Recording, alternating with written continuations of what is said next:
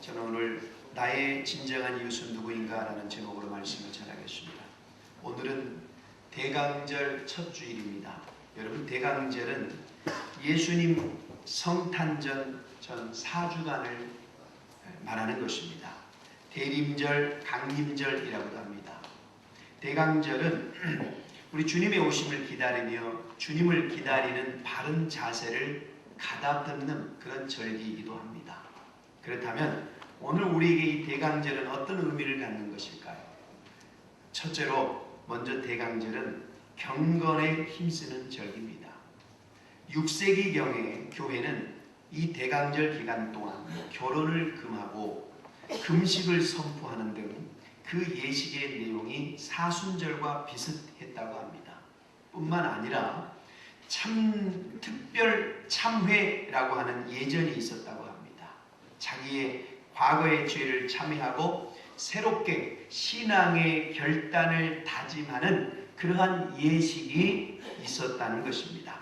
물론 대강절은 구세주의 오심을 기다리는 기쁨의 절기입니다. 하지만 초대교회 교인들은 기쁨 속에서도 경건을 잃지 않았다는 것입니다.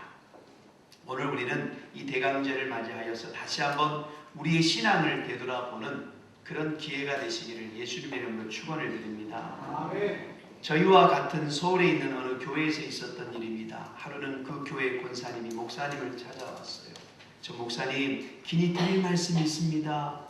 아, 예, 목사님 어서 들어오세요. 어려움 마시고 말씀하세요. 무슨 일이십니까?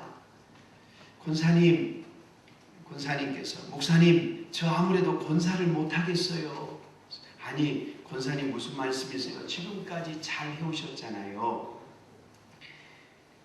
권사님은 그 목사님께 이렇게 얘기합니다. 목사님, 일도 많고 너무 바쁘고 해서 집사하고 다시 바꿔주셨으면 좋겠습니다. 다시 집사로 내려가겠다는 거예요. 권사는 못하고 집사는 할 수 있으시겠어요? 목사님이 이렇게 질문하니까 네, 가만히 보니까 집사는 새벽 기도도 하지 않고 또 하는 일도 별로 없는 것 같고 이름만 가지고 있어도 되잖아요 라고 하는 거예요. 목사님은 참 어처구니가 없었습니다. 여러분, 우리 교회는 이와 같은 생각 가지고 있는 분이 한 분도 없기를 바랍니다. 어느 교회 어느 여집사님이 교회 담임 목사님에게 담임 목사님께서 집사님, 요즘 왜 새벽 예배 안 드리세요? 그리고 보니까 하나님께 드리는 예물 생활도 잘하지 못하시고 온전한 11조를 드려야 물질의 축복을 받고 하나님이 지켜주시는 복을 받습니다. 이렇게 권면을 했습니다. 그랬더니 그 여집사님이 목사님, 권사도 새벽 기도 안 하고 저녁 예배도 나오지 않는데 아마 그 교회는 저녁 예배가 있었나 봐요. 왜 집사인 내가 새벽 기도하고 저녁 예배 나가야 합니까? 아무개 권사는 11조도 하지 않는 것 같고 감사 예물도 안 하는 것 같은데 일들이 잘만 되는데 집사인 내가 왜 11조를 해야 되는데요? 라고 대답하더랍니다.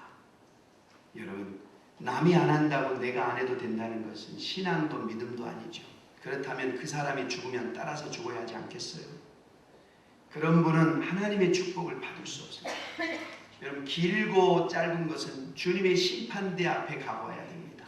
주님의 심판대 앞에서는 모든 것이 벌거벗은 것처럼 드러나리라 그랬어요. 히브리서 4장 13절 말씀에 우리의 결산을 받으실 이의 눈앞에 만물이 벌거벗은 것 같이 드러나리라. 여러분, 우리가 정말 하나님 앞에서 깨달아야 될 것이 있습니다. 이와 같이 나의 불신앙적 행동이 나 하나만으로 끝나는 것이 아니라 다른 사람들이 따라 행하여 함께 하나님의 진노를 당하게 된다는 사실입니다. 자신의 이와 같은 불신앙적 신앙생활이 남에게 믿음의 상처를 준다거나 실족케 하는 사람은 하나님의 책망을 피할 수가 없어요.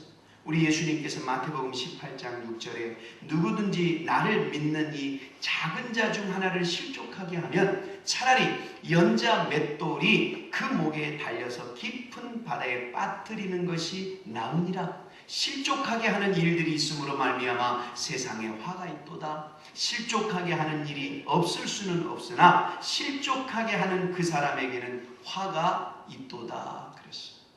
여러분, 왜 잘 못하는 사람을 본받으려고 하십니까? 기왕이면 신앙생활 잘하는 사람을 본받으세요. 도둑놈 따라가면 결국 도둑놈 됩니다. 노름꾼 따라다니면 결국 노름꾼 되는 겁니다. 게으름뱅이 따라가면 결국 게으름뱅이가 되는 거예요. 여러분, 지금의 시대는요, 교회의 시대입니다. 그 교회 안에는 성경에 곡식과 가라지가 함께 공존한다 그랬어요.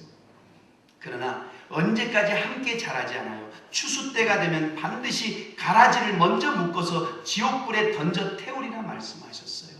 마태복음 13장 29절에 주인이 이르되 가만두어라. 가라지를 뽑다가 곡식까지 뽑을까 염려하노라. 둘 다 추수 때까지 함께 자라게 두어라. 추수 때에 내가 추수꾼들에게 말하기를 가라지를 먼저 거두어 불사르고 다늘어 묶고 곡식은 모아 내 곡간에 넣으리라. 할렐루야. 여러분, 마지막 때가 되면 악한 사람은 더 악해지고 선한 사람은 더 선해진다고 했습니다. 믿음이 없는 사람은 자꾸만 하나님과 멀어지고 교회와 멀어지고 세상과 가까워진다고 했어요. 요한계시록 22장 10절에 불의를 행하는 자는 그대로 불의를 행하고 더러운 자는 그대로 더럽고 의로운 자는 그대로 의를 행하고 거룩한 자는 그대로 거룩하게 하라. 보라, 내가 속히 오리니 내가 줄 상이 나에게 있어 각 사람에게 그 행한 대로 다 갚아주리라. 여러분, 집사, 권사, 수집사, 장로는 이름만 가지고 있는 것이 아닙니다. 그냥 부르기 좋으라고 붙여준 이름이 절대로 아닙니다. 교회에서 받은 직분은 그 직분이 어떤 것이든 간에 죽도록 충성하라고 주신 직분입니다. 믿으시면 아멘 하시기 바랍니다. 요한계시록 2장 10절에 내가 죽도록 충성해라. 그리하면 내가 생명의 면류관을 너에게 주리라. 인자가 아버지의 영광으로 그 천사들과 함께 오리니 그때에 각 사람이 행한 대로 갚아주리라. 마태복음 16장 27절 말씀입니다. 여러분, 주님 오시는 그날까지 여러분 주신 그 사명을 끝까지 감사함으로 감당하시길 예수님의 이름으로 축원합니다. 여러분, 대강절은 사랑의 실천을 위한 절기입니다. 예수님은 죄로 말미암아 죽을 수밖에 없는 인간 구원을 위해 당신 자신을 주셨어요. 그렇기에 예수님을 구주로 믿는 성도들 역시도 마땅히 소외되고 외로운 이웃을 찾아 사랑을 실천해야 할 것입니다. 우리가 사랑의 쌀 모으기 운동을 지금 수년째 해오고 있죠. 여러분 개인이 스스로 하기에는 너무 바쁘시잖아요. 마음은 있어요. 그렇죠? 그러나 여러분들이 이렇게 쌀을 모아서 교회에 주시면 교회에서 이제는 하나님의 이름으로 어려운 이웃을 도와주면 또 예수님의 사랑이 어려운 이웃에게 전달되어지는 그런 은혜가 있을 줄 믿습니다. 여러분들이 희생과 헌신함으로 또 다른 사람들에게 그리스도의 사랑이 증거되는 것이죠. 여러분 믿음을 가지고 많이 참여하시기를 부탁을 드립니다. 어떤 남자가 오랫동안 마음에 두고 있던 여인에게 용기를 냈어요. 그래서 프로포즈를 한 겁니다. 이 여인이 이렇게 말하는 거예요. 앞으로 100일 동안 하루도 빠짐없이 내 방 창문 앞에서 꽃을 들고 밤을 새운다면 당신의 사랑을 받아들이겠습니다. 자, 그 다음 날부터 이 여인의 창문 앞에는 매일 밤 한 남자가 꽃을 들고 서 있는 거예요. 비가 내리고 바람이 불어도 그 여인의 창문 앞에는 하루도 빠짐없이 꽃을 들고 서 있는 남자가 보였어요. 자, 이제 100일을 하루 앞둔 99일째 되는 저녁, 그때는 유난히 비가 많이 왔어요. 설마 오늘같이 폭우가 쏟아지는 이 날에도 꽃을 들고 서 있을까 하면서 창문을 이렇게 보는데 정말 그 남자가 비를 맞고 서 있는 거예요. 너무너무 감동이 돼서 그래, 내가 이제는 이 남자의 사랑을 받아들여야 되겠다. 그리고 문을 열고 밖으로 달려갔어요. 그리고 비에 흠뻑 젖은 그 남자를 끌어안았어요. 그러자 그 남자가 이렇게 말하는 거예요. 저는 알바생인데요.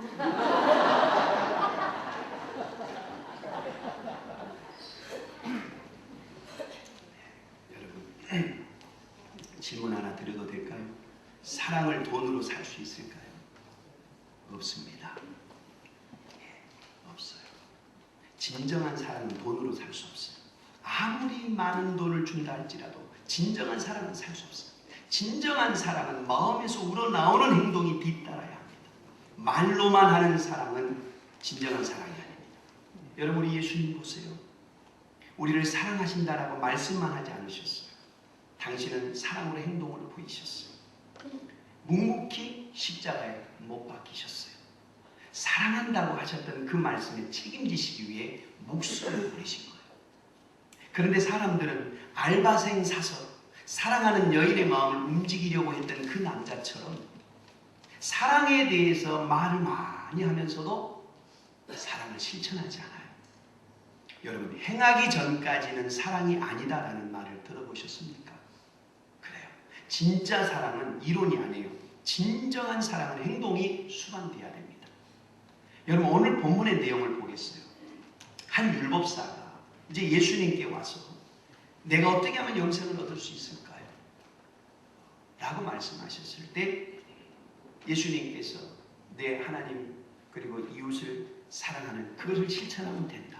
그러자 이 율법사가 그래요? 그러면 나의 이웃이 누구입니까? 내가 내 몸같이 사랑하고 아껴야 될 그 이웃이 누구인가요? 라고 질문했을 때 예수님께서 선한 사마리아인의 비유, 우리가 너무나 잘 알죠. 그 비유를 통해 진짜 이웃이 누구인지를 말씀해요. 자, 어떤 사람이 예루살렘에서 여리고로 내려가는 길 가다 강도를 만나요. 여러분, 예루살렘은 해발 750m 고지에 있어요. 좀 높아요. 그리고 반면에 여리고는 바다 수면보다 해면보다 250m가 낮은 지점이 있어요. 그러니까 예루살렘하고 여리고의 높이 차이는 1km나 돼요. 그리고 길이 굉장히 험해요. 도적이 그래서 많아요. 길가에는 화강암이 바위가 놓여 있어서 강도들이 그 바위 뒤에 숨어 있다가 언제 나타날지 모르는 위험한 길. 예루살렘에서 여리고로 내려가는 길은 여호수아서 18장 17절에 아둠밈 비탈 이렇게 기록하고 있어요. 아둠밈 이런 뜻은 피의 길이다 이런 뜻입니다. 그만큼 강도의 위험이 많아 피를 많이 흘리는 길이다. 그래서 절대로 그 길은 잘 혼자 가지 않아요. 무리지어 가야만 안전한 길이에요. 그런데 이곳에 강도가 많은 이유는 지리적인 이런 영향도 있지만 더 큰 이유는 뭐냐? 여러분, 여리고는 예루살렘 주변의 모든 땅이 쓸데없는 불모지 땅인데 비해서 여리고는 상당히 기름진 땅이에요. 그래서 식량과 곡식이 많이 나요. 여러분, 이스라엘 백성들이 가나안 땅을 점령할 때 첫 번째 점령한 성이 어디죠? 여리고 성이에요. 왜요? 먹을 것이 있기 때문에. 여리고 사람들은 자신들이 농작한 그 농산품을 가지고 어디서 팔까요? 사람들이 많이 살고 있는 예루살렘으로 올라가서 그것을 팔아요. 자, 그걸 팔았으니까 뭐가 있어요? 돈이 있잖아요. 돈을 가지고 예루살렘에서 산 계곡을 넘어 여리고로 가는 거예요. 강도들이 그것을 잘 알아요. 인적이 없는 산 계곡을 돈 가지고 지나가니까 강도들은 그 계곡에 숨어 있다가 무차별 공격을 가하고 돈을 빼앗아가는 일이 빈번하게 있는 그런 장소가 바로 그곳이에요. 자, 강도들은 그의 옷을 벗기고 때려서 거의 죽게 된 채로 내버려두고 그냥 도망쳐버렸어요. 그런데 그 마침 하나님을 가장 잘 섬긴다고 하는 제사장이 그 길을 지나가요. 제사장은 당시 종교 지도자요, 성전에서 제사를 집례하는 거룩한 직분을 맡은 사람이에요. 그런데 이 제사장은 강도 떼를 만나 피 흘려 신음하며 죽어가는 이 사람을 못 본 채 하며 그냥 피해가 버려요. 제사장이 그냥 지나친 데는 나름대로 이유가 있을 거예요.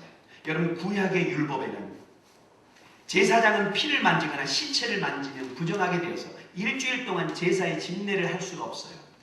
민수기 19장 11절에도 사람의 시체를 만진 자는 7일 동안 부정하니라. 제사장은 율법에 충실했어요. 그래서 내가 만약에 이 사람의 피를 만지거나 그러다가 잘못해서 죽어서 시체가 되면 나는 지금 교회에 성도들이 예배를 기다리고 있는데 빨리 가서 설교해야 되는데 내가 만약에 이거 잘못 맞았다가 7일 동안 부정해서 성전을 못 가면 오늘 예배는 누가 인도하지? 이거 어떻게 하지? 하다가 하나님이 알아서 하실 거야. 그리고 당신은 그냥 교회로 가버린 거예요. 나름대로 여러분 자신의 직무를 감당하기 위해 피투성이가 된 자를 보고 지나쳤을지 몰라요. 그는 율법에 충실한 제사장이에요. 그러나 제사장의 행동은 분명히 잘못됐어요. 왜요? 예수님은 마태복음 12장 7절에 나는 자비를 원하고 제사를 원치 않는다 그랬어요.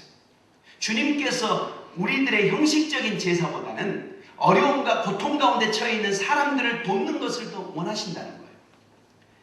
다음에는 누가 지나갑니까? 성전에서 봉사하는 레인이 그곳을 지나갔지만 역시 레인도 내가 부정타면 성전 일을 못하니까 그냥 보고 지나갔어요.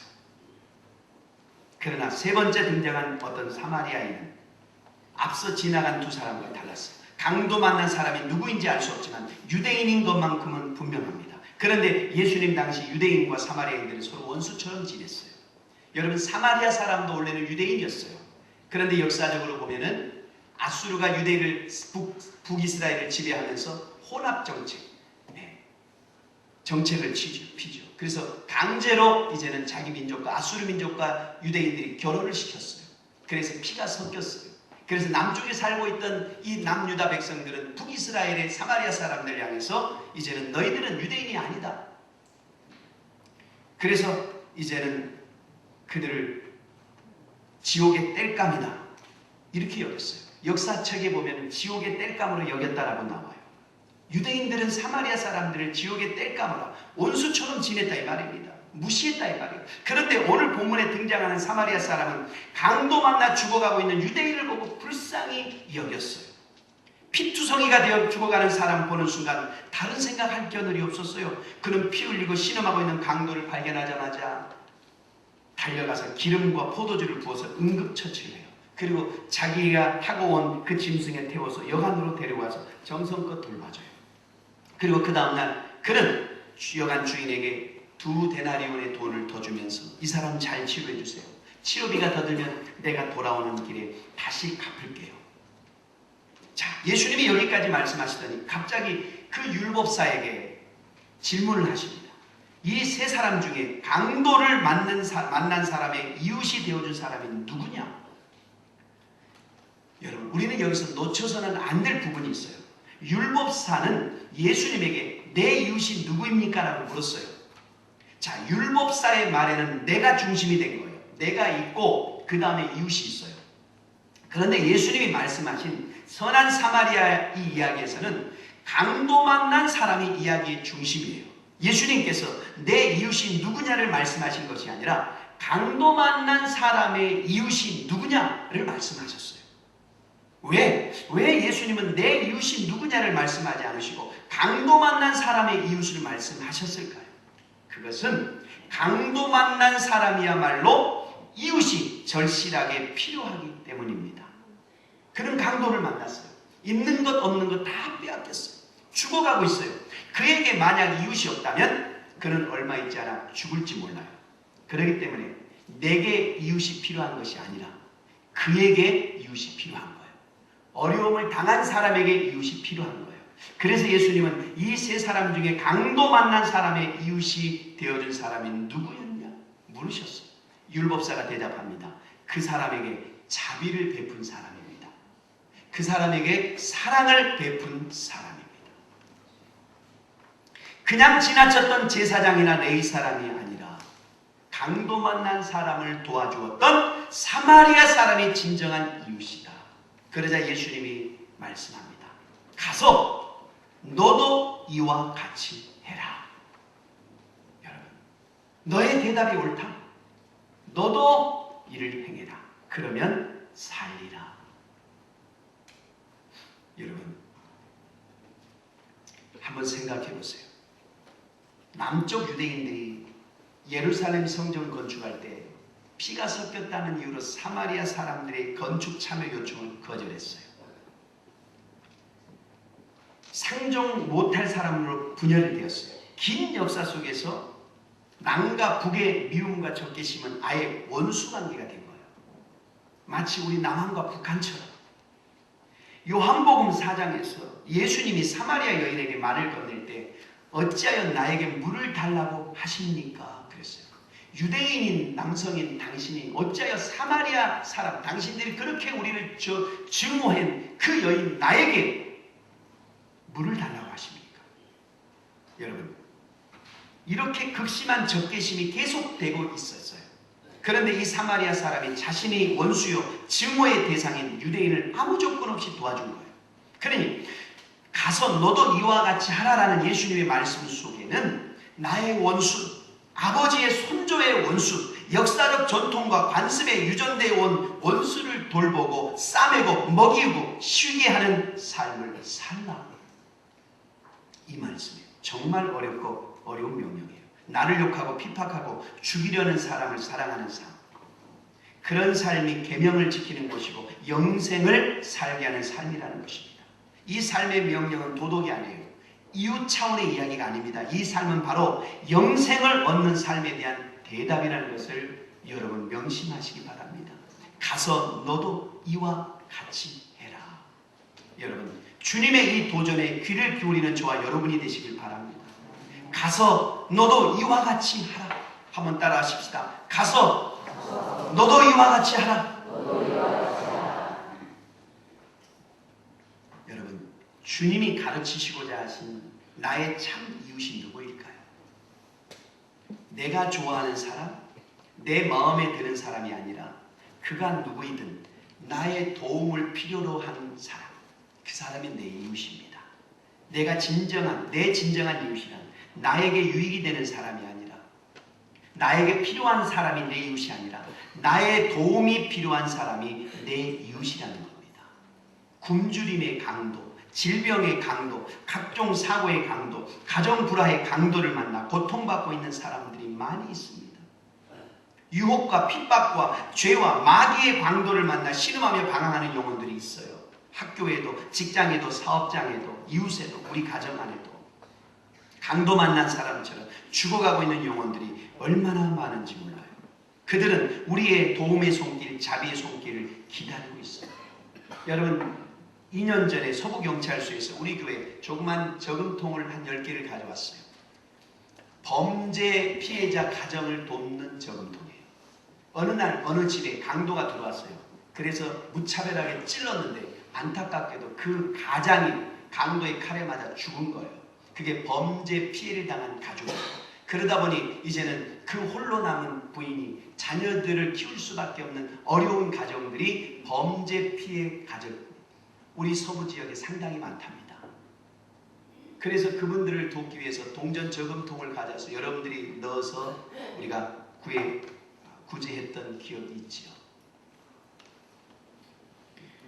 여러분, 세상에는 누군가의 도움이 없으면 죽을 수밖에 없는 사람들이 많아요. 다 나처럼 삼시세끼 먹을 것 많고 풍요한 사람이 있는 게 아닙니다. 오늘 주님은 우리에게 도전하고 계십니다. 가서 너도 강도 만난 사람의 이웃이 되어라. 엄청난 것 요구하지 않아요. 한 영혼, 죽어가는 한 영혼의 이웃이 되는 것을 우리 주님이 요구하시는 거예요. 여러분들은 누구를 건지시겠습니까? 아니면 강도 만나 거의 죽게 된 사람을 방치하고 자기 길을 갔던 제사장처럼, 레인처럼 그냥 여러분들의 길만 가겠습니까? 먹고 사는 것도 빠듯한데 다른 사람 신경 쓸 겨들이 어디 있어요? 내 믿음 지키는 것도 벅찬데 내가 누구를 교회로 데려오냐고요. 여러분, 그러나 오늘 주님의 음성을 들으시기 바랍니다. 가서 너도 이와 같이 해라. 너도 가서 선한 사마리아 사람처럼 행해라. 가서 더 죽어가고 있는 형제들을 살려라. 고통의 멍에 매여 신음하고 있는 저들에게 선한 사마리아 사람처럼 행동해라. 여러분, 가서 너도 이와 같이 하라는 주님의 명령에 순종함으로 주님을 기쁘시게 하고 주님이 주시는 풍성한 은혜와 복을 누리는 저와 여러분이 되시길 예수님의 이름으로 축원합니다. 어느 조그만 교회에 일어난 작은 사건입니다. 찬양대원들이 부족한 상태였습니다. 찬양대원들이 찬양 연습하다가 잠깐 쉬고 있었어요. 어린아이가 오더니, 우리 나준이만 초등학교 꼬맹이가 오더니 지휘자에게 이렇게 얘기합니다. 저도 찬양대에 넣어주세요. 지휘자는 어이가 없어서 이렇게 타이르면서 얘야, 찬양대는 어른만 하는 것이란다. 어린아이는 받아들일 수 없어. 커서 어른이 되면 오렴. 그래서 아이가 말했어요. 지휘자님, 주님이 저를 쓰시겠다고 하셨어요. 저는 주님의 인도하심을 받고 왔어요. 주님의 인도하심을 받고 왔다는 말에 지휘자가 감동이 되어서 찬양대에서 찬양하게 만들어줬어요. 여러분, 여기에 나준이가 한 명이 껴있다고 생각했습니다. 근데 얼마나 열심히 찬양을 하는지요. 어린 꼬마 하나가 어른들 틈에 섞여서 하나님을 찬양했어요. 그 어린이가 커서 누군지 아세요? 종교개혁을 일으켰던 마르틴 루터예요. 이건 실화예요. 좋은 곳에 경쟁이 심하지만 여러분, 좋은 곳에는 경쟁이 심해요. 낮은 곳에는 경쟁자가 없어요. 받는 데에는 경쟁자가 많아요. 많이 받는 곳일수록 경쟁이 심해요. 치열해요. 제사장이 지나갔어요. 제사장은 경쟁 속에 사는데 익숙한 분들입니다. 여러분, 구약시대 제사장은 24,000명이에요. 24반차로 나누어 일주일씩 교대를 해요. 역대상 24장 7절 이하에 나와 있어요. 1년에 2번 돌아가면 48주죠. 나머지 비는 4주는 전체 제사장들이 성전에서 일하게 돼요. 6월절, 77절, 대속제절, 그리고 초막절 모두 제사장이 일하는 주간이에요. 서로 좋은 일을 하려고 하기에 항상 제비를 뽑아서 일을 분담시켰다라고 성경은 기록해요. 항상 경쟁 속에 사는 사람들. 레인들도 마찬가지예요. 성전에서 봉사하는 사람들. 이들도 항상 경쟁에 익숙한 사람들. 여러분, 제사장이나 레위인은 부정을 범하면 일주일 동안 성전에 들어가 봉사할 수 없어요. 부정 중에 제일 부정은 신체를 보는 거예요. 불결하기 때문에 성전에 들어갈 수 없어요. 제사장이나 레위인이 강도를 피하여 가는 것은 혹시 죽으면 성전 봉사 못하기에 경쟁에 지기 싫어서 그냥 지나갔을 수 있어요. 여러분, 이들이 유대인으로 강도 만난 자를 사랑하여 그들의 모든 경쟁에서 그걸 내려놓고 그 강도 만난 사람을 보살펴줬다면 얼마나 좋았겠습니까? 그러나 그렇지 못했어요. 여러분, 그런데 사마리아인이 하는 일에는 경쟁이 없어요. 사마리아인은 주기만 하려고 하기 때문에 사랑을 못 받고 있는데 사랑을 주었어요. 멸시받고 있는데 도리어 사랑해 주었어요. 그래서 더 감동적인 거예요. 주는 데에는 경쟁이 없어요. 주기만 하면 되기 때문에. 여러분, 낮은 곳에는 경쟁이 없어요. 전 뉴욕에 있는 아스토리아 교회, 우리 한인교회 어느 장로님 한 분이 계셨어요. 이분이 72세가 되셔서 결심을 한 거예요. 야, 내가 하나님 앞에 갈 날이 얼마 남지 않았는데 하나님 앞에 가서 무슨 말씀 드리면 하나님이 기뻐하실까? 곰곰이 생각해요. 그러다가 생각한 것이 교회 화장실 청소였대요. 장로님은 매주 월요일이면 교회에 나오셔서 화장실을 청소하기 시작해요. 하나님 앞에 갈 때까지 하기로 작정하셨어요. 지금 80세, 48년을 한 주도 결석하지 않고 꾸준히 하셨어요. 그분은 그 시간이 일주일 모든 시간 중에 가장 즐거운 시간이라고 고백해요. 여러분, 청소하는 일에는 경쟁자가 없어요. 낮은 곳에는 경쟁이 없어요. 그렇다고 여러분 여기 연세 드신 분들 다 청소하라 이런 의미 아닙니다. 절대로 그렇게 받아들이지 마세요. 하나님 앞에 내가 평생 동안 무엇인가 하나님 앞에 가는 그날까지 그래도 내가 할 수 있는 게 무엇일까? 그것을 생각해 보자는 의미로 드리는 말씀이에요. 어떤 분은 그래요. 논두렁에 가다가 시골에서 그냥 밤에 교회 예배 드리러 가다가 임신한 상태로 처박혀가지고 논두렁에 굴러버렸대요. 옛날에 논길이 있으면 거기 이제 이렇게 한 2m 정도. 그래서 자기가 기도했대. 하나님, 내 뱃속에 있는 아이 무사히 아무 일 없이 태어나게 해주시면 내가 평생 교회 앞에 교사할게요. 근데 그 아이가 진짜 기적적으로 낙태되지 않고 태어난 거예요. 근데 그분이 진짜 지금 권사님 70이 넘었는데도 지금까지 교회 학교 유치부 부장을 하시는 거예요. 왜? 당신은 죽는 날까지 하나님께 그걸 하기로 약속했기 때문에. 여러분, 우리는 이런 마음으로 살아야 돼요. 이런 마음으로. 이제는 됐어. 뭐 지금까지 했는데 이게 아니고 받으려는 데는 경쟁자가 쥐 끌듯이 끌고 있어요. 많이 준다고 하면 더더욱 경쟁자가 많아요. 로또 복권 1등 당첨률이요. 비행기 타고 저 밑에 운동장에 앉아있는 파리의 눈을 화살로 쏴서 맞추는 확률이랍니다. 그래도 일주일에 수십만 명이 그것을 바라보고 복권을 사요. 많이 주기 때문에. 미국 카지노는 100년에 한 번 100억 원이 잭팟이 나온답니다. 100년에 한 번. 준다고 하는 곳에는 경쟁자가 많아요. 그래도 그렇게 한 번이라도 그 잭팟 빠져보려고 몰려든다 이 말이죠.